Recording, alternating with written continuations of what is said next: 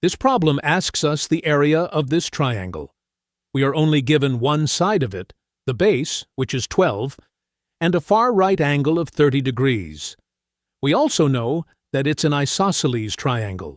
The question is it really possible to find the area with what we know so far? Let us begin by understanding what we're looking at. Notice the two small red hash marks on the top and bottom blue lines. In geometry, these marks are a gentle signal that these two sides are identical in length. This is what makes our shape an isosceles triangle. Since we do not know their exact length yet, let us label both the top blue line and the bottom blue line with the letter x. To find the total area of this triangle, our goal is to find the value of x. We will take this one step at a time. To solve a shape like this, it is always helpful to create right angles. Let us draw a straight line starting from our top left corner, bringing it down to meet the bottom blue line at a perfect 90-degree angle.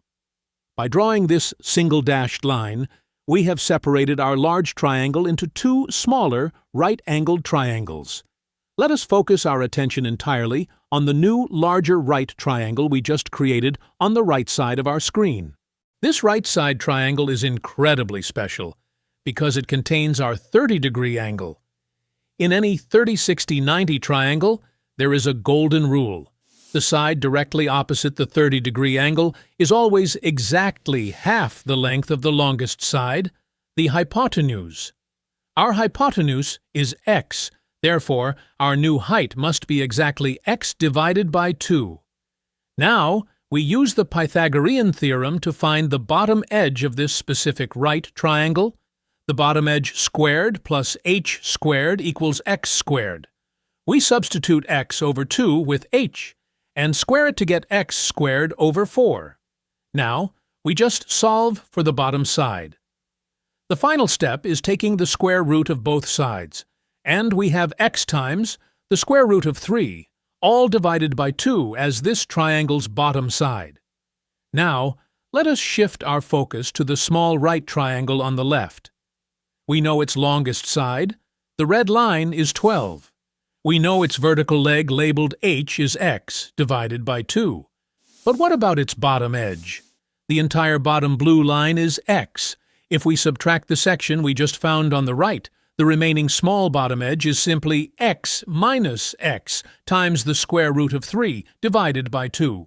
We now have all three sides of this small right triangle, which means we can use the Pythagorean theorem to solve for x. We square our first leg plus our second leg squared to equal 12 squared. Let us walk through the algebra carefully. Squaring the height gives us x squared over 4. Now let's square the larger term. Squaring x gives us x squared. For the rest, we use the fact that a minus b squared equals a squared minus 2ab plus b squared. So, we get x squared times 1 minus the square root of 3 plus 3/4.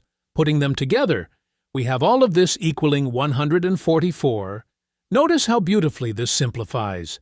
X squared over 4 plus 7/4 times x squared equals 2x squared. Subtracting that from our existing square root of 3 times x squared leaves us with 2 minus the square root of 3 times x squared equals 144. We find that x squared perfectly equals 144 times 2 plus the square root of 3. We are finally ready to calculate our total area. The area of our large original triangle is 1/2 times its height of x over 2 times its base of x, which simplifies to x squared divided by 4. Dividing our value by 4 gives us our exact final area, 36 times 2 plus the square root of 3. Now, it is your turn. Imagine the exact same setup, but our solid red line is now 10. Can you find the final area? Take your time, walk through the steps, and make sure to leave your answer in the comments. If you appreciate clear, step-by-step math teaching, Hit subscribe and join MathStation Advanced for more. Thanks for tuning in, and have a great day.